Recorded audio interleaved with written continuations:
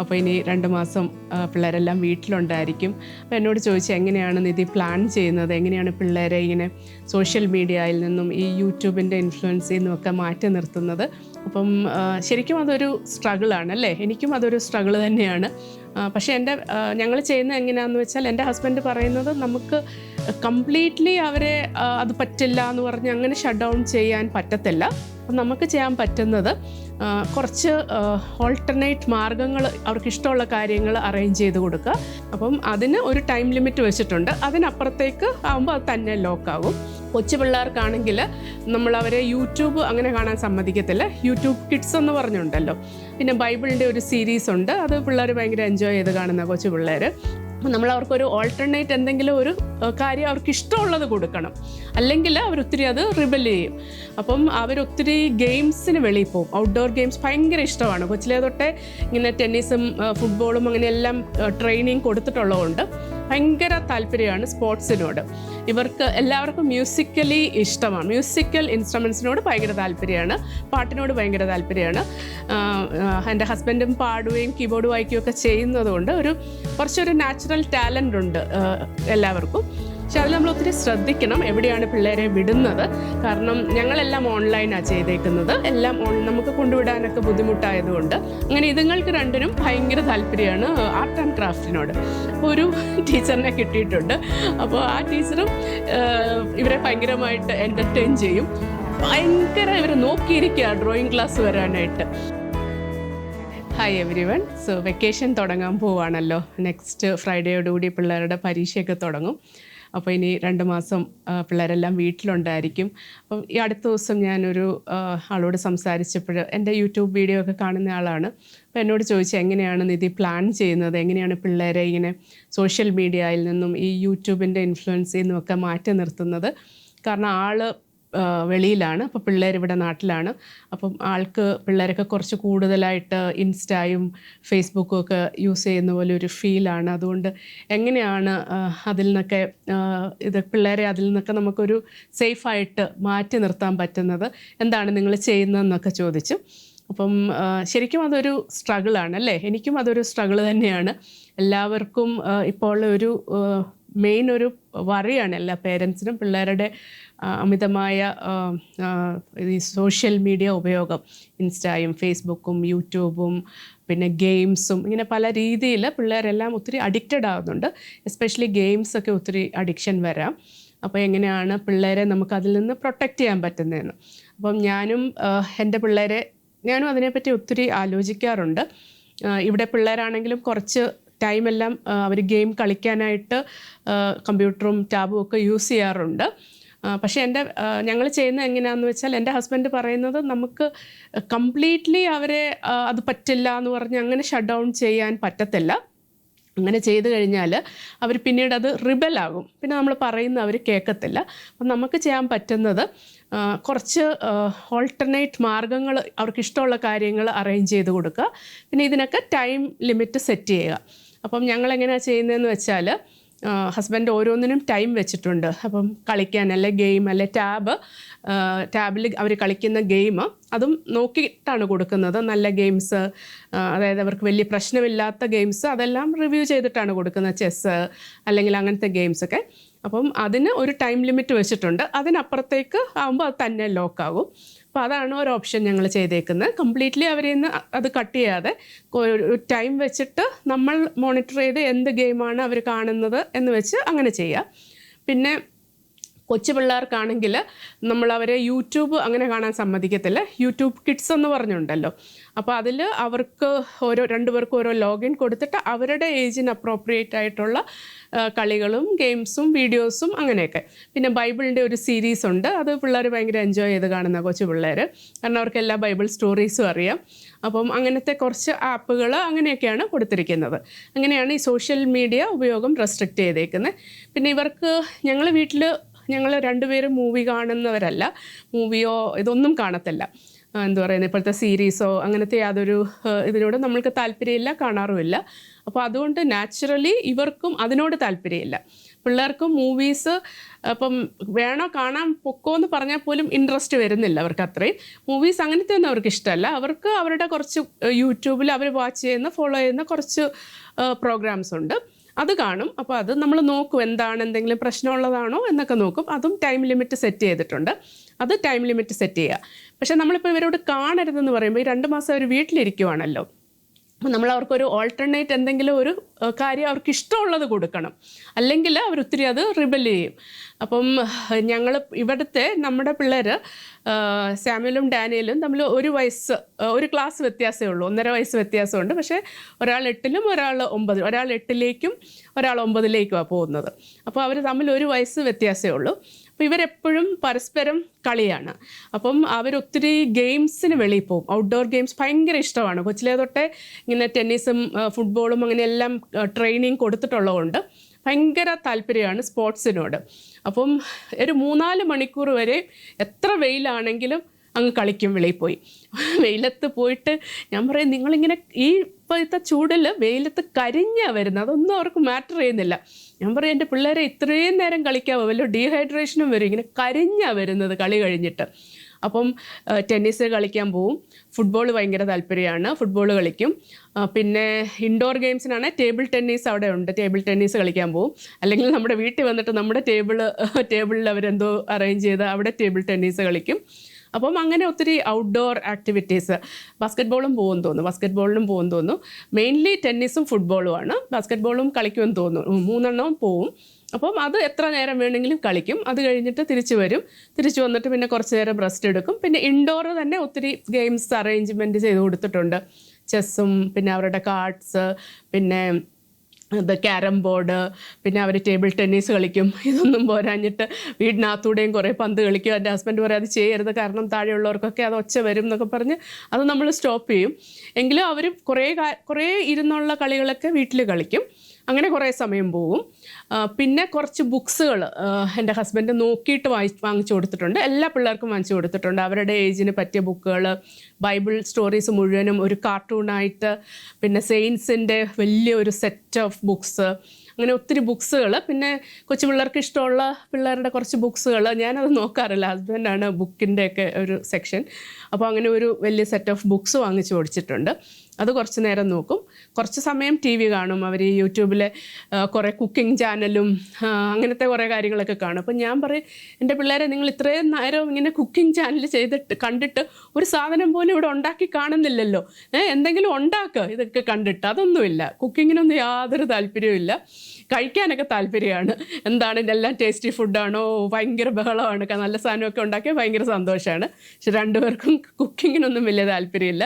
തെരേസയ്ക്ക് മാത്രം ഇച്ചിരി താല്പര്യമുണ്ട്, വേറെ ബോയ്സിന് ഒന്നും അതിൽ താല്പര്യമില്ല. അപ്പം അതിൽ ഞാൻ കുറച്ച് ഇൻട്രസ്റ്റ് ഉണ്ടാക്കാനൊക്കെ ശ്രമിച്ചു. അവർക്ക് കുറച്ച് സാധനങ്ങളൊക്കെ വാങ്ങിച്ച് എളുപ്പമുള്ളതൊക്കെ കൊടുത്തു. പക്ഷേ ഒരു ദിവസം ഉണ്ടാക്കി കഴിഞ്ഞാൽ അതിൻ്റെ ആ ഒരു ഇൻട്രസ്റ്റ് പോയി, അതിലേക്ക് അവരധികം ഇൻട്രസ്റ്റ് കാണിക്കുന്നില്ല. അപ്പോൾ അവരുടെ ഇൻട്രസ്റ്റ് അനുസരിച്ച് നമ്മൾ സെറ്റ് ചെയ്യുക. പിന്നെ വേറൊരു മെയിൻ കാര്യം നമ്മൾ ചെയ്തേക്കുന്നത്, ഇവർക്ക് എല്ലാവർക്കും മ്യൂസിക്കലി ഇഷ്ടമാണ്, മ്യൂസിക്കൽ ഇൻസ്ട്രുമെൻസിനോട് ഭയങ്കര താല്പര്യമാണ്, പാട്ടിനോട് ഭയങ്കര താല്പര്യമാണ്. എൻ്റെ ഹസ്ബൻഡും പാടുകയും കീബോർഡ് വായിക്കുകയും ഒക്കെ ചെയ്യുന്നതുകൊണ്ട് കുറച്ചൊരു നാച്ചുറൽ ടാലൻ്റ് ഉണ്ട് എല്ലാവർക്കും. അപ്പം സാമുവലാണെങ്കിൽ പിയാനോ പഠിക്കുന്നുണ്ട്. അവൻ പിയാനോ എനിക്ക് തോന്നുന്നു ഏതോ ഒരു നല്ല ലെവൽ വരെ എത്തിയിട്ടുണ്ട്, ഞാൻ മറന്നുപോയി. പിന്നെ അവൻ പിയാനോ ചെയ്യുന്നുണ്ട്, അവൻ ഡ്രംസ് ചെയ്യുന്നുണ്ട്, ഡാനിയൽ ഡ്രംസ് ചെയ്യുന്നുണ്ട്, തെരേസ വയലിനും വോക്കൽസും ചെയ്യുന്നുണ്ട്. ഇമ്മാനുവലിന് ഇപ്പോൾ ചെറുതാണല്ലോ, ഞങ്ങൾ അവനെ ഡ്രംസിന്, ഇവരുടെ സാറ് തന്നെ ഇവനെ ഡ്രംസിന് ഞങ്ങൾ ഇരുത്തി അവനെ. അപ്പോൾ അവൻ ഡ്രംസൊക്കെ സ്റ്റാർട്ട് ചെയ്തിട്ട് അവനവിടെ ചെറിയതല്ലേ, അവന് ചെറിയ ഡ്രമ്മും ഒക്കെ ഉണ്ട്, പക്ഷെ അവനത് അത്രയും സീരിയസ് ആയിട്ട് എടുക്കുന്നില്ല. അവനവിടെ ഇരുന്ന് ഉഴപ്പാണ്, സാറ് പറയുന്നൊന്നും അവൻ ഫോളോ ചെയ്യത്തില്ല, അവൻ്റെ താളത്തിനെ അടിക്കത്തുള്ളൂ. പിന്നെ ഇനി 1 വർഷം കൂടെ കഴിഞ്ഞ് കുറച്ചുകൂടെ മെച്ചുറായിട്ട് വിടാമെന്ന് വെച്ച്. പക്ഷെ അവൻ്റേതായ രീതിയിൽ ഓൺലൈൻ നോക്കി ഏതാണ്ട് ഗിറ്റാർ ചെയ്യും, പിയാനോ വായിക്കും, അവൻ കുറേ കാര്യങ്ങൾ ഇങ്ങനെ അവൻ തന്നെ ചെയ്യും. അപ്പം അതൊരു ഒരു നല്ല ഓപ്ഷനാണ്. പക്ഷെ അതിൽ നമ്മൾ ഒത്തിരി ശ്രദ്ധിക്കണം എവിടെയാണ് പിള്ളേരെ വിടുന്നത്. കാരണം ഞങ്ങളെല്ലാം ഓൺലൈനാണ് ചെയ്തേക്കുന്നത്, എല്ലാം നമുക്ക് കൊണ്ടുവിടാനൊക്കെ ബുദ്ധിമുട്ടായതുകൊണ്ട്.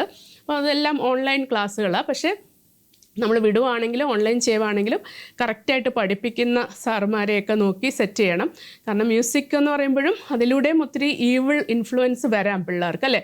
ഇപ്പോഴത്തെ ലിറിക്സും ചില സോങ്സും അതിൽ നിന്നൊക്കെ മോശമായ, നമുക്കെല്ലാം നല്ലതും മോശവും ഉണ്ടല്ലോ. അപ്പം ഈ റോക്ക് മ്യൂസിക്കൊക്കെ ഒത്തിരി ഈവിൾ ഇത് പ്രൊമോട്ട് ചെയ്യുന്ന കാര്യങ്ങളൊക്കെ അവോയ്ഡ് ചെയ്യുക. അപ്പോൾ അത് എൻ്റെ ഹസ്ബൻഡ് ഒത്തിരി നോക്കി അങ്ങനത്തെ നല്ല പഠിപ്പിക്കുന്നവരെ നോക്കി. ഇപ്പം തെരേസയുടെ ടീച്ചറാണെങ്കിൽ തെരേസയെ അങ്ങനെ ക്രിസ്ത്യൻ ഗോസ്പൽ സോങ്സ് ആണ് പഠിപ്പിക്കുന്നത്, വെസ്റ്റേൺ ക്ലാസിക്കലും അങ്ങനെയൊക്കെയാണ് പഠിപ്പിക്കുന്നത്, വോക്കൽസ്. അപ്പോൾ അങ്ങനെ എല്ലാം നോക്കി ഒത്തിരി റിസർച്ച് ചെയ്ത് കുറച്ച് എക്സ്ട്രാ പൈസ ആവുമെങ്കിൽ പോലും ആ പൈസ അത് നോക്കാതെ അങ്ങനെയാണ് അത് സേഫായിട്ടുള്ള ഒരു ഇതിലാണ് വിടുന്നത്. അപ്പോൾ അത് നമ്മൾ കുറച്ച് ശ്രദ്ധിക്കുക. എന്തിലും നമ്മൾ പിള്ളേർക്കൊരു സേഫ് എൻവയോൺമെൻറ്റ് ഉണ്ടാക്കി കൊടുക്കുക. അപ്പോൾ അത് അവർക്ക് കുറേ സമയം പോകുന്ന കാര്യമാണ്. പിന്നെ ഒത്തിരി സമയമല്ലേ. പിന്നെ ഈ പിള്ളേർക്ക് ഇമ്മാനുവലിനും തെരേസയ്ക്കും ആർട്ട് ആൻഡ് ക്രാഫ്റ്റിനോട് ഭയങ്കര താല്പര്യമാണ്. ഡാനിയലിനും അതെ. ഡാനിയൽ നന്നായിട്ട് വരയ്ക്കും. എക്സ്ട്രീംലി ടാലൻറ്റഡ് ആണോ എന്നൊന്നും എനിക്കറിയത്തില്ല, പക്ഷേ പുള്ളി നോക്കിയൊക്കെ നല്ല രസമായിട്ടൊക്കെ വരയ്ക്കും. അങ്ങനെ നാച്ചുറൽ ടാലൻ്റ് ആണോ അങ്ങനെയൊന്നും അറിയത്തില്ല. ഞാനും കുഞ്ഞിലേ വരയ്ക്കുമായിരുന്നു കുറച്ചൊക്കെ, അതുപോലെ തന്നെ അവനും വരയ്ക്കും. ഒരു ഇൻട്രസ്റ്റ് ഉണ്ട് അതിനോട്. അപ്പോൾ തെരേസയ്ക്കും ഇമ്മാനുവലിനും അവൻ കുറച്ച് പടമൊക്കെ വരയ്ക്കാൻ ഹെൽപ്പ് ചെയ്ത് കാണിച്ചു കൊടുക്കുമായിരുന്നു. അപ്പോൾ അവൻ എന്തെങ്കിലും വരയ്ക്കുമ്പോൾ ഇവരും കൂടെ ഇരുന്ന് വരയ്ക്കും. അങ്ങനെ ഇതുങ്ങൾക്ക് രണ്ടിനും ഭയങ്കര താല്പര്യമാണ് ആർട്ട് ആൻഡ് ക്രാഫ്റ്റിനോട്. അപ്പോൾ ഒരു ടീച്ചറിനെ കിട്ടിയിട്ടുണ്ട്. അപ്പോൾ ആ ടീച്ചറും ഇവരെ ഭയങ്കരമായിട്ട് എൻ്റർടൈൻ ചെയ്യും. ഭയങ്കര ഇവർ നോക്കിയിരിക്കുക ഡ്രോയിങ് ക്ലാസ് വരാനായിട്ട്. എന്നിട്ട് രണ്ടുപേരും ഭയങ്കര ഇൻട്രസ്റ്റ്, ഭയങ്കര ബഹളം കേട്ടോ. അതിൻ്റെ ഇടയ്ക്ക് രണ്ടുപേരും കൂടി ഇരുന്ന് അടിയൊക്കെ ഉണ്ട്. തെരേസ വരയ്ക്കുന്ന ഇച്ചിരി ബെറ്റർ ആയാൽ ഉടനെ ഇമ്മാനുവലിന് ഇച്ചിരി കുശുമ്പ് വരും, അതിലേക്കൊന്ന് കുത്തി വരയ്ക്കും. അങ്ങനെ അടിയും കാര്യങ്ങളും എല്ലാം അതിൻ്റെ ഇടയിൽ നടക്കുന്നുണ്ട്. ഇവർ ഇളയാൾ മാത്രം ഇച്ചിരി വഴക്കാളിയാണ്, ഇച്ചിരി എന്താ പറയുന്നത് പാവമാണ്, പക്ഷേ ഒരു കുഞ്ഞു കുശുമ്പൊക്കെ കാണിക്കുന്ന ആളാണ്. അപ്പം അവനതിൻ്റെ ഇടയ്ക്ക് ഓരോ വഴക്കും ബഹളവും ഒക്കെ ഈ ക്ലാസ്സിൻ്റെ ഇടയിൽ നടക്കും. എന്നാലും അവർ ഭയങ്കര എൻജോയ് ചെയ്ത് ചെയ്യുന്നതാണ്. പക്ഷേ ഒരേ ഒരു ഡിസഡ്വാൻറ്റേജേ ഉള്ളൂ, വീട് മുഴുവനും നാശമാക്കും. എല്ലായിടത്തും ആർട്ട് ആൻഡ് ക്രാഫ്റ്റാണ്. പേപ്പറെല്ലാം എടുക്കുക, അതെല്ലാം പല രീതിയിൽ ഇതെല്ലാം മുറിച്ച് പല പീസാക്കുക. എന്നിട്ട് പിന്നെ ക്ലീനപ്പ് ചെയ്യാൻ ഭയങ്കര മടിയാണ് ഇമ്മാനുവലിന്. എല്ലാം നിരത്തി വെക്കും. ക്ലീൻ ചെയ്യാൻ പറഞ്ഞാൽ തെരേസയാണ് ക്ലീൻ ചെയ്യേണ്ടത്. അപ്പോൾ തെരേസ കുറേ നാളൊക്കെ ക്ലീൻ ചെയ്തിട്ട് പറയും, ഇമ്മാനുവൽ എല്ലാം മെസ്സാക്കുന്നത് അമ്മ ഞാൻ ക്ലീൻ ചെയ്യണമെന്ന് പറഞ്ഞാൽ അവളും ക്ലീൻ ചെയ്യത്തില്ല. പിന്നെ വീടെല്ലാം കുറേ മെസ്സാക്കും. പിന്നെ ലോകത്തുള്ള എല്ലാ കളർ പെൻസിലും അവർ വാങ്ങിക്കും. പെയിൻറ്റ് വേണമെന്ന് പറഞ്ഞ് പെയിൻറ്റ് വാങ്ങിക്കും. അത് മുഴുവൻ ആ വാഷ് ബേസിനെ കൊണ്ട് ക്ലീൻ ചെയ്യാൻ പറഞ്ഞാൽ ആ വാഷ് ബേസിൻ മുഴുവൻ പെയിൻ്റ് ആക്കി അത് ക്ലീൻ ചെയ്തിട്ട് പോകുന്ന പുറകെ അതെല്ലാം പെയിൻ്റാക്കി വെക്കും. അങ്ങനെ കുറേ മെസ്സാക്കുന്ന പരിപാടിയൊക്കെ ഉണ്ട്. എങ്കിലും അത് അവർക്ക് ഒരു എൻഗേജ്മെൻ്റ് അല്ലേ. അപ്പം ഞാനിപ്പം വീട് മെസ്സാകുന്ന അത്ര അങ്ങോട്ട് വറി ചെയ്യുന്നില്ല അതിനെപ്പറ്റി. കാരണം പിള്ളേർ സന്തോഷമായിട്ട് ഹാപ്പി ആയിട്ടും വളരുക, അതാണ് പ്രധാനം. അപ്പോൾ നമ്മൾ വീടെല്ലാം ഭയങ്കര ഭംഗിയായിട്ടും ഒരു പൊടി പോലെ ഇല്ലാതെ വെച്ചിട്ട് പിള്ളേർക്ക് ഒരു ആക്ടിവിറ്റി ഇല്ലെങ്കിൽ എനിക്കത് അത്ര വലിയ കാര്യമായിട്ട് തോന്നുന്നില്ല. അത്യാവശ്യം വൃത്തിയൊക്കെ വേണം, എങ്കിലും ഞാൻ അത്രയും അങ്ങോട്ട് ഫ്രീക്ക് ഔട്ട് ആകത്തില്ല. ഇവർ വോളിലൊക്കെ ബോൾ എറിയും, ചിലപ്പം എറിഞ്ഞ് ചെളിയാക്കും. അങ്ങനെ കുറേ ആർട്ട് ആൻഡ് ക്രാഫ്റ്റ് ഭിത്തിയിലേക്ക് ഒട്ടിച്ച് വെക്കും. അങ്ങനെ കുറേ പരിപാടികളൊക്കെ ഇവർ ചെയ്യും. അപ്പം അത് ഒരു കാര്യം. ഇങ്ങനെ കുറേ ഓൺലൈൻ ക്ലാസ്സുകൾ ഇപ്പം നമുക്ക് കൊണ്ടുവിടാനൊന്നും പറ്റാത്തതുകൊണ്ട് അങ്ങനെ കുറേ കാര്യങ്ങൾ ചെയ്യും. അതിൽ ഒത്തിരി സമയം പോവും. പിന്നെ സ്കൂളുള്ളപ്പം ഇത് ഫുൾ എൻഗേജ്ഡ് ആയല്ലോ. പിന്നെ എന്നും പള്ളിയിൽ കൊണ്ടുപോകും, എന്നും ഓൾട്ടറിൽ കയറും. അതവർക്കൊരു റുട്ടീനാണ്. അപ്പം ഒരു കൊന്ത ചൊല്ലും, അത് അവരുടെ റുട്ടീൻ്റെ ഭാഗമാണ്. മാസ് അറ്റൻഡ് ചെയ്യുക, കൊന്ത ചൊല്ലുക, അത് അവരുടെ റുട്ടീനാണ്. പിന്നെ ഒരു വചനം പഠിപ്പിക്കാനായിട്ട് ട്രൈ ചെയ്യും. അപ്പം ഇപ്പോൾ അവർ സാം 119 സാമിൽ ഞാൻ പറഞ്ഞില്ലേ 176 വേഴ്സസ് മുഴുവൻ പഠിച്ച് 3ാം ക്ലാസ്സിലായിരുന്നപ്പോൾ ഞാൻ റെക്കോർഡ് ചെയ്തൊരു വീഡിയോ ഇട്ടിട്ടുണ്ട്. അപ്പോൾ ഇപ്പം ഞാൻ തെരേസയോട് പറയും, തെരേസയ്ക്ക് എങ്ങനെയാണെന്ന് വെച്ചാൽ ഇങ്ങനെ കേട്ടാൽ പെട്ടെന്ന് പഠിക്കാം, അങ്ങനെ ഒരു കാണാതെ പഠിക്കാനായിട്ടൊരു ഇതുണ്ട്. അപ്പം ഞാൻ പറയും, ചേട്ടൻ 3rd സ്റ്റാൻഡേർഡിലായിരുന്നപ്പം സാം 119 മുഴുവൻ പഠിച്ചപ്പോൾ നിൻ്റെ ടേണാ, നീ പഠിക്കണം എന്നൊക്കെ പറഞ്ഞ് കുറച്ച് അവളെ കൊണ്ട് പഠിപ്പിക്കാനൊക്കെ ട്രൈ ചെയ്യുന്നുണ്ട്. അപ്പോൾ എല്ലാവരും ഓരോ വേഴ്സ് വെച്ച് പഠിക്കുവാണ്. അപ്പോൾ ചേട്ടനാണ് പഠിപ്പിക്കുന്നത്, ചേട്ടൻ അറിയാമല്ലോ ഫുള്ള്. അപ്പം 119 1 2 ഐ തിങ്ക് അപ് ടു 10 അവർ പഠിച്ചെന്ന് തോന്നും. അപ്പോൾ അവധിക്ക് ഞാൻ അതൊരു എക്സസൈസ് പോലെ കൊടുക്കാമെന്ന് വെക്കുക. പക്ഷെ അത് അവർക്കൊരു ഒരു ഭാരമായിട്ടോ ബേർഡനായിട്ടോ ഒന്നും ഞാൻ ചെയ്യത്തില്ല. അവർ സന്തോഷത്തോടെ ചെയ്യണം. അത് സന്തോഷത്തോടെ പഠിക്കാനായിട്ടാണ് ഞാൻ അവരോട് പറയുന്നത്. പിന്നെ അതൊരു കാര്യം. പിന്നെ എൻ്റെ ഒരു ഫ്രണ്ട് ചോദിച്ചു, ഞാൻ പറഞ്ഞു അടുക്കളയിൽ എന്തെങ്കിലുമൊക്കെ പണി ചെയ്യാൻ അല്ല പഠിക്കാനോ എന്തെങ്കിലും പറയുവാണെങ്കിൽ TV ഓഫ് ചെയ്യുന്നൊക്കെ പറഞ്ഞു കഴിഞ്ഞാൽ ഡാനിയൽ ഉടനെ TV ഓഫ് ചെയ്താൽ ഉടനെ ഇതൊക്കെ എടുത്ത് പഠിക്കുന്നതിന് പകരം കളിക്കാൻ വെളിയിൽ പോകും. അപ്പോൾ എൻ്റെ ഫ്രണ്ട് ചോദിച്ചു, അപ്പോൾ അങ്ങനെ പറഞ്ഞാൽ അനുസരിച്ചില്ലെങ്കിൽ നിനക്ക് ദേഷ്യം വരുമോ, നീ അവനെ വഴക്ക് പറയുമോ എന്നൊക്കെ ചോദിച്ചു. അപ്പം ഞാൻ പറഞ്ഞു ഇല്ല, ഞാൻ അങ്ങനെ വഴക്ക് പറയത്തില്ല, ഞാൻ കുറച്ച് ഒരു ലീനിയൻ്റ് ആയിട്ടുള്ള ഒരു അമ്മയാണ്, ഞാനൊരു സ്ട്രിക്റ്റ് ആളല്ല. അപ്പോൾ അവർ പിള്ളേരായി തന്നെ ഒരു കാരുണ്യത്തോടെ കാണുക എന്നുള്ളതാണ് എൻ്റെ ഒരു പോളിസി. അതെല്ലാവരോടും അങ്ങനെയാണ്, പിള്ളേരോടും എനിക്ക് അങ്ങനെ അത്ര ഒരു സ്ട്രിക്റ്റ് അവരെ ഡിസിപ്ലിൻ ചെയ്യുന്ന ഒരു അമ്മയല്ല. നാച്ചുറലി ഞാൻ അങ്ങനെയല്ല, എനിക്കെന്തോ ഇഷ്ടമല്ല. എൻ്റെ ഹസ്ബൻഡും പറയുന്നത് അവരും ഒരു വ്യക്തികളാണ് അല്ലേ. അപ്പം നമ്മൾ ഒത്തിരി അവരെ അങ്ങോട്ട് അടിച്ചമർത്തി ഡിസിപ്ലിൻ ചെയ്താൽ അവരൊരു പ്രായമാകുമ്പോൾ ചിലപ്പോൾ റിബൽ ചെയ്യാനുള്ള ചാൻസ് ഉണ്ടായിരിക്കും. അപ്പം ഞാൻ അത്യാവശ്യ കാര്യങ്ങളൊക്കെ നോക്കും, ബാക്കി ഞാൻ ദൈവത്തോട് പ്രാർത്ഥിക്കും. എൻ്റെ പിള്ളേർ കഴിഞ്ഞ ദിവസം ഭയങ്കര ഒരു തമാശ പോലെ എന്നോട് പറയുക, ഞങ്ങൾ എന്തെങ്കിലും മിസ്റ്റീവിയസ് തിങ് ചെയ്യുവാണെങ്കിൽ അമ്മ അവിടെ ഉണ്ടായിരിക്കുമെന്ന്. അപ്പോൾ ഇവരിപ്പോൾ 7ലും 8ലും ആയല്ലോ, 7ലും 8ഉം കഴിഞ്ഞു, ഇനി 8ലും 9ലേക്കാണ്. അപ്പോൾ അവർ എന്നോട് ഈ കഴിഞ്ഞ ഇടയിൽ പറഞ്ഞൊരു കാര്യമാണ്, കുറച്ച് നാൾ മുമ്പാണ് പറഞ്ഞു, ഞാൻ അറിഞ്ഞില്ല ഈ കാര്യം. ഇവരിപ്പോൾ എന്നോട് പറയുക, അവർ 2ലും 3ലും അങ്ങോട്ട് പഠിച്ചുകൊണ്ടിരുന്നപ്പോൾ ഒരു ടെന്നീസ് കളിക്കാനായിട്ട് ഒരു പ്രൊഫഷണലായിട്ട് ഒരു സ്ഥലത്ത് കൊണ്ട് ചേർത്ത് കുറേ നാൾ പഠിപ്പിച്ചായിരുന്നു. അപ്പോൾ അവർക്ക് ഭയങ്കര ഹരമായിരുന്നു ആ സമയത്ത് ഈ ടെന്നീസ് എന്ന് പറഞ്ഞാൽ, നന്നായിട്ട് കളിക്കുമായിരുന്നു. അപ്പോൾ ചേട്ടനും അനിയനും കൂടെ 2ലും 3ലും പഠിക്കുന്ന ഈ ചോട്ട രണ്ടും കൂടെ പ്ലാൻ ചെയ്ത് ഇന്ന് രാത്രി മുഴുവനും നമുക്ക് ടെന്നീസ് അങ്ങ് കളിച്ചേക്കാം, അമ്മ അപ്പം ഉറങ്ങിക്കഴിയുമ്പോൾ നമുക്ക് ടെന്നീസ് കളിക്കാൻ സ്റ്റാർട്ട് ചെയ്യാം ബെഡ്റൂമിൽ, എന്നിട്ട് ടെന്നീസ് കളിക്കാമെന്ന്. ഇവർ ടെന്നീസ് കളിച്ച് കുറച്ച് കഴിഞ്ഞപ്പോഴത്തേക്ക് വാതിക്കലൊരു മുട്ട്, ഇവർ കതവ് ലോക്ക് ചെയ്തിട്ടാ പിന്നെ വാതിക്കലൊരു മുട്ട്. അപ്പോൾ തുറന്നു നോക്കിയപ്പോൾ അയ്യോ അമ്മ എന്താ, അമ്മ ലൈറ്റ് കെടുത്താൻ വന്നതെന്ന്. അമ്മ ഒരിക്കലും വരത്തില്ല, പക്ഷെ അന്ന് അമ്മ വന്നു എന്ന് ഇവർ പറയുക. അമ്മ ഒരു പ്രാവശ്യം പോലും ഞങ്ങളുടെ ലൈറ്റ് കെടുത്താൻ വന്നിട്ടില്ല, പക്ഷെ ഞങ്ങൾ ഇങ്ങനെ ഒരു കാര്യം എടുത്ത് തീരുമാനിച്ച് അന്ന് അമ്മ അവിടെ വന്നു എന്ന് ലൈറ്റ് കെടുത്താൻ. അപ്പം ഞാൻ എന്താണോ ചിലപ്പോൾ അന്ന് ലൈറ്റ് കിടക്കുന്ന പോലെ എല്ലാം തോന്നിയോ നിർത്തിയോ എന്നൊക്കെ നോക്കാൻ പോയതായിരിക്കും. അപ്പം ഞാൻ പോയി ലൈറ്റ് കെടുത്ത് കളിക്കുവാന്നോ ഇപ്പോഴെന്ന് വെച്ച് വഴക്ക് പറഞ്ഞ് ലൈറ്റ് കെടുത്തിയിട്ട് പോയെന്ന്. അപ്പോൾ ഇവർ പിന്നെ 5 മിനിറ്റ് അനങ്ങാതെ കിടന്ന്, എന്നിട്ട് ഇവർ പറയുക അമ്മ പോയി കിടന്ന് കഴിയുമ്പോൾ നമുക്കൊരു 5 മിനിറ്റ്സ് കഴിഞ്ഞ് പിന്നെയും അവരുടെ ഒറിജിനൽ പ്ലാൻ പോലെ കളിക്കാമെന്ന്. അപ്പോൾ അമ്മ കിടന്നു എന്നൊക്കെ ഉറപ്പായ ഉടനെ അവർ പിന്നെയും കളി തുടങ്ങിയെന്ന്. അവർ അവർ 5 മിനിറ്റ് കളിയായപ്പോൾ പിന്നെ അമ്മ വന്നിരിക്കുന്നു, മോസ്കിറ്റോ ബാറ്റുമായിട്ട് വന്നിരിക്കുന്നു, മോസ്കിറ്റോയെ പിടിക്കാൻ. അതും അമ്മ ഒരിക്കലും ചെയ്തിട്ടില്ല, അമ്മ അന്ന് വന്നിരിക്കുന്നു മോസ്കിറ്റോ ബാറ്റുമായിട്ട്.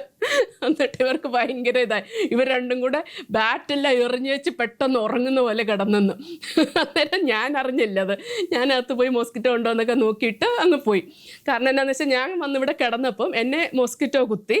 അപ്പോൾ ഞാൻ ഓർത്ത് ജനലോ എല്ലാം തുറന്ന് കിടപ്പുണ്ടായിരിക്കും, പിള്ളേരെ കുത്തുന്നുണ്ടോ എന്ന് നോക്കാനായിട്ട് ഞാൻ ആ മോസ്കിറ്റോ ബാറ്റുമായിട്ട് ഉണ്ടെങ്കിൽ കൊതുവിൻ്റെ മോസ്കിറ്റോ ബാറ്റ് വെച്ച് പിടിക്കാമെന്ന് വിചാരിച്ച് പോയതാണ്. അപ്പോൾ ഇവർ പറയാം, ഇവർ രണ്ടും കൂടെ ബാറ്റ് എറിഞ്ഞിച്ച് ഇവർ കിടക്കുക. അപ്പോൾ പറയാം, അന്ന് ഞങ്ങൾ കളിക്കാമെന്ന് തീരുമാനിച്ചെന്ന് അമ്മ എവിടുന്നോ ഇല്ലാതെ ലൈറ്റ് കെടുത്താൻ വരുന്നു, പിന്നെ മോസ്കിറ്റോ ബാറ്റുമായിട്ട് വരുന്നു എന്ന് പറഞ്ഞിട്ട് രണ്ടുപേരും ഭയങ്കര ചിരിയാണ്. അവരുടെ കള്ളത്തരം ഞാൻ പൊക്കിയെന്ന്. നമ്മൾ കള്ളത്തരം പൊക്കാനൊന്നും അങ്ങനത്തെ പ്ലാനൊന്നുമല്ല, പക്ഷെ ഞാൻ പറഞ്ഞു സൂക്ഷിച്ചോണം, അമ്മ ദൈവം കാണിച്ചു തരുന്നുണ്ട് ഇങ്ങനെ കളത്തരമൊക്കെ കാണിക്കുമ്പോൾ, അപ്പം നിങ്ങൾ സൂക്ഷിച്ചോണം എന്നൊക്കെ പറഞ്ഞ് തമാശ പോലെ അവർക്ക് ഭയങ്കര ചിരിയായിരുന്നു. അപ്പം ഞാൻ ചോദിച്ചു, നിങ്ങൾ എൻ്റെ യൂട്യൂബിൽ ഇതൊന്ന് ഷെയർ ചെയ്യാമോ എന്ന് ചോദിച്ചപ്പോൾ രണ്ടുപേരും no you tell, don't ask us to tell എന്ന് പറഞ്ഞ് രണ്ടിനും ഭയങ്കര നാണക്കേട്, പറയത്തില്ല എന്ന് പറഞ്ഞ് യു ടെൽ എന്ന് പറഞ്ഞു. അപ്പം ഞാൻ ജസ്റ്റ് ചുമ്മാ ഒരു തമാശയ്ക്ക് പറഞ്ഞതാണ്. അപ്പോൾ നമ്മൾ അങ്ങനെ ഭയങ്കര സ്ട്രിക്റ്റ് ആയിട്ടുള്ള അമ്മയല്ല, പക്ഷേ അത്യാവശ്യ കാര്യങ്ങളൊക്കെ ദൈവം എൻ്റെ കണ്ണിൽ ചിലപ്പോൾ കാണിച്ചു തരുന്നുണ്ട്. അപ്പോൾ ദൈവത്തോട് ഞാൻ പ്രാർത്ഥിക്കും, അവരെ നടത്തേണ്ട വഴിയിലൂടെ നടത്താനും ഒക്കെയുള്ള ഒരു കൃപ തരണമേ, നീ തന്നെ അവർക്കൊരു കാവലായി പോകണമേ എന്നൊക്കെ എപ്പോഴും പ്രാർത്ഥിക്കും. കാരണം ഞാനും ജോലി ചെയ്യുന്ന ആളായതുകൊണ്ട് എനിക്ക് ടൈമിൻ്റെ ഒത്തിരി കുറവുണ്ട്. അപ്പം ഞാൻ ഓർക്കുക, നമ്മളുടെയൊക്കെ ചെറുപ്പത്തിലെന്ന് പറഞ്ഞാൽ അധികം ഇങ്ങനെ ഞാനൊക്കെ വളർന്ന സമയത്ത് എനിക്ക് തോന്നുന്നു 6ലൊക്കെ പഠിക്കുമ്പോൾ ഈ നാഷണൽ DDയും പിന്നെ ഒരു DD മലയാളം 1-2 ചാനലേ ഉള്ളൂ. പിന്നെ ഈ കേബിൾ TV ഒക്കെ എടുക്കുന്നവർക്കൊക്കെ മാത്രമേ ഉള്ളൂ ഏതാണ്ട് കുറച്ച് അഡീഷണൽ ചാനൽസ്. അപ്പോൾ നമ്മുടെ ഒന്നും വീട്ടിൽ കേബിൾ TV ഒന്നും എടുത്തില്ല. അങ്ങനെ ഒരു രീതി അന്നൊന്നും ഇല്ലായിരുന്നു. അല്ല 1-2 വീട്ടിലൊക്കെ കാണും കേബിൾ TV. അപ്പം അങ്ങനത്തെ ഒരു TV കാണുന്നതൊന്നുമില്ല. മലയാളം ഒരു സിനിമ ആഴ്ചയിൽ, ഒരു ഹിന്ദി സിനിമ ഒരു ആഴ്ചയിലൊന്ന്, പിന്നെ ഏതാണ്ട് ഇച്ചിരും കൂടെ വലുതായപ്പോഴാണ് തോന്നുന്നു ഈ സീരിയലൊക്കെ തുടങ്ങി. എന്നാലും എല്ലാം 15 മിനിറ്റ് സീരിയൽ, അങ്ങനെയല്ലാതെ ഒരു TV കാണുന്ന ഇതൊന്നും ഇല്ലായിരുന്നു. പക്ഷേ എൻ്റെ അമ്മ ഒത്തിരി ഈ ഹാൻഡിക്രാഫ്റ്റ്സ് ഒക്കെ ചെയ്യാനും ഇങ്ങനെ ഒത്തിരി സാധനങ്ങൾ ഉണ്ടാക്കുമായിരുന്നു. അപ്പോൾ ഞങ്ങളുടെ വീട്ടിലെ ഭിത്തി മുഴുവൻ മമ്മി ഉണ്ടാക്കിയ ഹാൻഡിക്രാഫ്റ്റ്സ് ആയിരുന്നു. അപ്പോൾ അവധി സമയത്ത് ഇതിനൊക്കെ ഒത്തിരി ക്ഷമ വേണം ഈ ഹാൻഡിക്രാഫ്റ്റ് ചെയ്യാനായിട്ട്.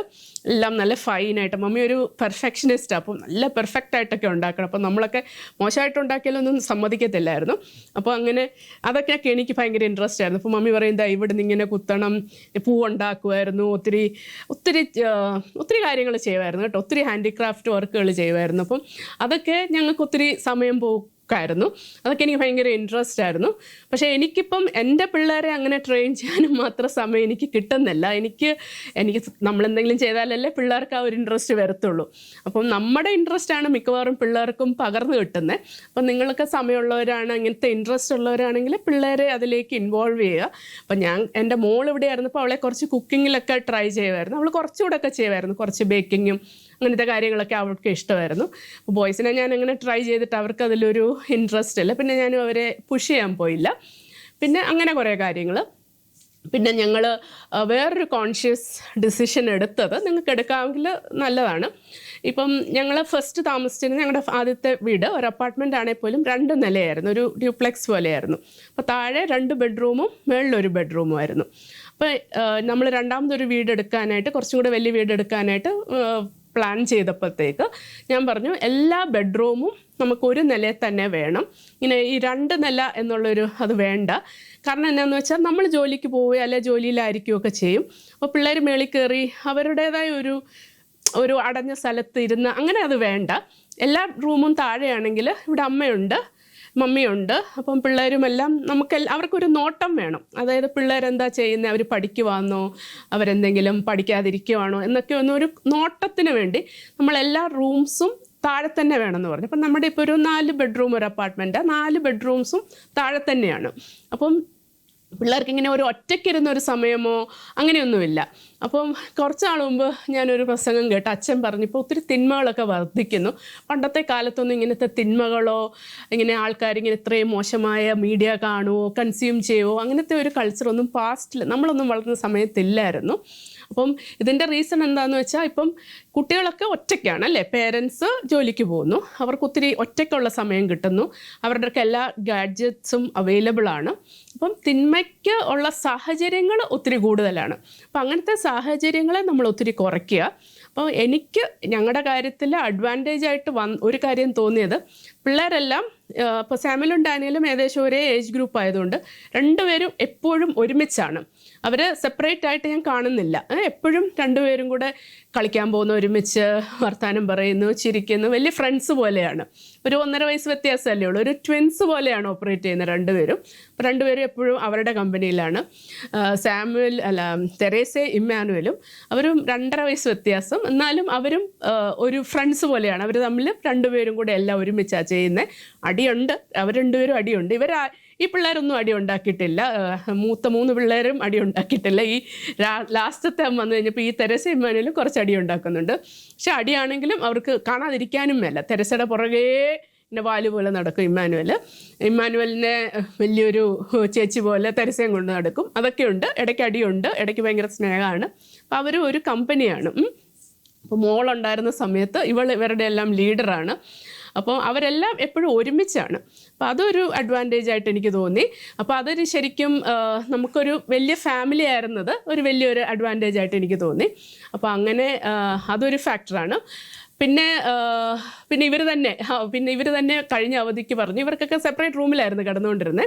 അപ്പോൾ ഇവർ തന്നെ പറഞ്ഞില്ല, ഞങ്ങൾക്ക് എല്ലാവർക്കും ഒരുമിച്ച് കിടക്കണം, അപ്പം ഞങ്ങൾക്ക് ബങ്ക് ബെഡ് വാങ്ങിച്ചു തരണം എന്നും പറഞ്ഞ് ഇങ്ങനെ 3 ഇതുള്ള ബങ്ക് ബെഡൊക്കെ വാങ്ങിച്ച്, പിന്നെ ഇവിടെ ഒരു 4 പേർക്ക് കിടക്കാവുന്ന പോലത്തെ ഒരു സിംഗിൾ ബെഡ്, പിന്നെ 3 ബങ്ക് ബെഡ്. അവർക്ക് അവധിക്ക് വർത്താനം പറയുകയും ചിരിക്കുകയും കാർഡ് കളിക്കുകയും എല്ലാം ചെയ്തിട്ട് അവിടെ തന്നെ കിടന്നുറങ്ങാൻ. അപ്പോൾ എല്ലാ മുറിയിലാണെങ്കിൽ അത് പാടാണല്ലോ. അപ്പോൾ അത് പറഞ്ഞിട്ട് അപ്പം അത് വാങ്ങിച്ചു കൊടുത്തു. അങ്ങനെ പിള്ളേർ തമ്മിൽ പരസ്പരം കുറേ എൻഗേജ്ഡ് ആവുന്നുണ്ട്. അത് വലിയ ഫാമിലിയുടെ ഒരു അഡ്വാൻറ്റേജാണ്. അത് ഞാൻ എൻ്റെ അനുഭവത്തിൽ കണ്ടപ്പോഴാണ് എനിക്കത് മനസ്സിലായത്. അങ്ങനെയൊന്നും പ്ലാൻ ചെയ്ത് വലിയൊരു ഫാമിലി ആയതല്ല. ഞാൻ പറഞ്ഞിട്ടുണ്ട്, എൻ്റെ ഒരു പിള്ളേരുടെ ഒരു അനുഭവ സാക്ഷ്യം ഞാൻ പലപ്പോഴും പറഞ്ഞിട്ടുണ്ട്. ദൈവം തന്നെ ഒരു ബ്ലെസ്സിങ് പോലെ തന്നതാണ്. അപ്പം ആ ഒരു ഇത് എനിക്ക് കുറച്ച് അഡ്വാൻറ്റേജായി തോന്നിയിട്ടുണ്ട്. പക്ഷെ മോളുണ്ടായിരുന്നപ്പം സത്യം പറഞ്ഞാൽ പറഞ്ഞാൽ അവളൊരു മോറൽ പോലീസ് പോലെയായിരുന്നു കേട്ടോ. അവൾ എപ്പോഴും നോക്കും അനിയന്മാർ പഠിക്കുവാന്നോ, അവരെന്താ ചെയ്യുന്നേ, അവർ വാച്ച് ചെയ്യുന്ന എന്തെങ്കിലും യൂട്യൂബ് ആണെങ്കിൽ എന്താ വാച്ച് ചെയ്യുന്നേ. എനിക്കില്ലാത്ത ടെൻഷനാണ് അവൾക്ക്. ഞാൻ പറയും, മോളെ നീ ഇത്രയും ടെൻഷനൊന്നും അടിക്കേണ്ട, അമ്മയപ്പൻ നോക്കിക്കോളാം. ഇല്ല, അവൾ സമ്മതിക്കത്തില്ല. അവരെത്ര സമയം നോക്കുന്നുണ്ട്, അവരെത്ര സമയം പഠിക്കുന്നുണ്ട്, അവർ കഴിക്കുന്നുണ്ടോ എല്ലാം അവളൊരു മൂത്ത ചേച്ചിയുടെ ഒരു റെസ്പോൺസിബിലിറ്റി അതവൾ ഭയങ്കരമായിട്ട് എടുക്കുമായിരുന്നു. അപ്പോൾ അവളിപ്പം നാട്ടിൽ +2 ചെയ്യാൻ പോയപ്പം ശരിക്കും മിസ്റ്റർ ലൈക്ക് ഒത്തിരി കാര്യങ്ങൾ അവൾ ടേക്ക് കെയർ ചെയ്യായിരുന്നു. അതെല്ലാം എനിക്ക് ഒത്തിരി മിസ്സായി. എങ്കിലും ദൈവം എപ്പോഴും നമ്മളെ ഒത്തിരി കാര്യങ്ങളിൽ സഹായിക്കുന്നുണ്ട്. പിള്ളേരൊന്നും ലിറ്റിൽ ഏഞ്ചൽസ് ആണെന്നോ പെർഫെക്റ്റ് ആണെന്നോ അവരെ പൂർണ്ണമായി സോഷ്യൽ മീഡിയയിൽ നിന്ന് എനിക്ക് കട്ട് ചെയ്യാൻ സാധിച്ചു എന്നൊന്നും അല്ല ഞാൻ പറയുന്നത്. പക്ഷേ നമ്മൾ ട്രൈ ചെയ്യുക പറ്റുന്നത്രയും മാക്സിമം. അവരൊരു ഒത്തിരി റിബലാകാൻ സമ്മതിക്കരുത്. പക്ഷേ അവരൊരു ഭയങ്കര സേഫ് ആൻഡ് പ്രൊട്ടക്റ്റഡ് എൻവയോൺമെൻറ്റിൽ തന്നെ വളരണം. അവരെ നമ്മൾ പ്രൊട്ടക്റ്റ് ചെയ്യണം അല്ലേ. ശരിക്കും നമ്മൾ എന്താ ചെയ്യുന്നത്, ഈ വാക്സിനൊക്കെ കൊടുക്കുമ്പം വൈറസിൽ നിന്ന് നമ്മൾ അവരെ പ്രൊട്ടക്റ്റ് ചെയ്യുവാണ് അല്ലേ. അതാണ് ബെറ്റർ അല്ലേ. നമ്മൾ ആ പ്രൊട്ടക്റ്റ് ചെയ്യുന്നതാണ് ബെറ്റർ. അസുഖം വന്നിട്ട് ട്രീറ്റ് ചെയ്യുന്നതിനെക്കാട്ടി ബെറ്റർ പ്രൊട്ടക്റ്റ് ചെയ്യുന്നതാണ്. അപ്പോൾ തിന്മയിൽ നിന്ന് അവരെ പ്രൊട്ടക്റ്റ് ചെയ്യുന്നതാണ് ബെറ്റർ. തിന്മയിൽ പോയിട്ട് അടികൊണ്ട് പഠിക്കുന്നതിനേക്കാട്ടിലും നല്ലത് തിന്മയിൽ പോകാതെ നമ്മൾ അവരെ പ്രൊട്ടക്റ്റ് ചെയ്യുവാണ്. അതവരെ പറഞ്ഞ് മനസ്സിലാക്കുക. അപ്പോൾ കുറച്ചൊക്കെ ഞാൻ സംസാരിക്കാറുണ്ട്, ശരി എന്താണ്, തെറ്റെന്താണ്, എന്ത് ചെയ്യരുത് എന്നൊക്കെ പിള്ളേർക്ക് പറഞ്ഞു കൊടുക്കാറുണ്ട്. ഹസ്ബൻഡും പറഞ്ഞു കൊടുക്കാറുണ്ട്. അവരൊത്തിരി ക്വസ്റ്റ്യൻസ് തിരിച്ച് ചോദിക്കാറുണ്ട്.